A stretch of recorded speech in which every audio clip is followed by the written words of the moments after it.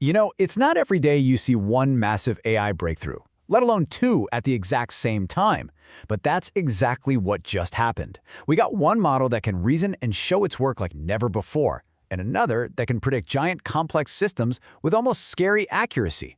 So what happens when these two totally different paths for AI pop up at once? Well, that's what we're about to find out, because they point to two very, very different futures for all of us. So here's the big question we're tackling today. What happens when you get a model that's an incredible conversationalist, a real reasoner, released at the same time as a model that's a silent, hyper-accurate predictor? What on earth does that tell us about where this technology is actually going?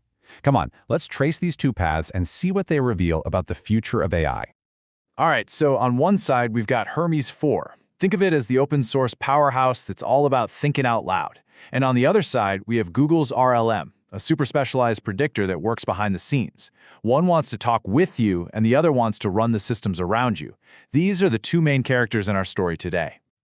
Okay, first up, Hermes 4. This thing is a massive statement from the open source community. It's basically them saying, hey, we can go toe-to-toe with the biggest names in the game. But it's not just about size. Its real superpower is in how it thinks. The secret sauce here is something called hybrid reasoning. And honestly, the best way to think about it is like a brilliant student. If you ask it a simple question, boom, you get a direct answer. But if you give it a really tough problem, it flips into this reasoning mode and actually shows its work, walking you through its logic step by step. It's this balance that makes it so incredibly powerful. And what's really wild is how they pulled this off.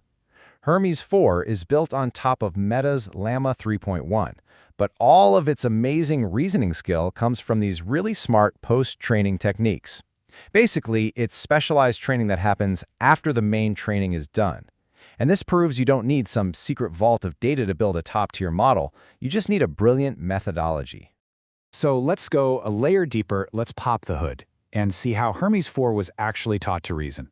Because this isn't just about feeding it a bunch of data, this is about crafting the perfect curriculum for an artificial mind. It all starts with a system called DataForge. Now, instead of just scraping the internet for random stuff, DataForge actually creates its own custom training material. It takes raw data, say a Wikipedia article, and then it reshapes it using a set of rules. From that, it generates millions, 5 million to be exact, of these perfect synthetic examples of high-quality reasoning for the model to learn from. But look, quantity is nothing without quality, right? And this is where a system called Surpasses comes in. Think of it as the ultimate bouncer at the club door for data. It uses over 1,000 different verifiers to check every single piece of that synthetic data. If a reasoning trace, that step-by-step logic, wasn't accurate or coherent, or if it didn't follow the format perfectly, it got tossed. Only the absolute best of the best made it into the training. Now, one of the classic problems with these reasoning models is they sometimes don't know when to shut up. They just kind of ramble on forever. Well, the team solved this with a special fine-tuning stage that was focused on one thing, knowing when to stop. And the result? They slashed these runaway generations by up to 80% on key tests. That made the model both incredibly powerful and incredibly precise. And you can see it in the performance. On math and reasoning tests, Hermes 4 is putting up numbers that are right at the top for an open-weight model. But check out that last row, the refusal bench. Hermes scores way higher here, and it's not because it's unsafe. It's because it embraces what they call a neutral alignment. It means instead of just refusing to answer tricky or controversial questions, it's actually designed to engage with them thoughtfully. Okay, let's totally switch gears now and talk about our second breakthrough, which paints a completely different picture of the future. While Hermes is all about conversation, Google's RLM, that's regression language model, is all about prediction on a scale we have just never seen before. Predicting massive systems like Google's data centers used to be an absolute nightmare. I mean, you had to squash mountains of data into these fragile tables and then manually build out all the features. It was a process that was slow and it broke all the time.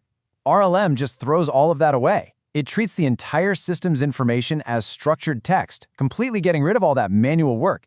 It just reads a description of the system and bam, makes a prediction. And the results, they're just staggering.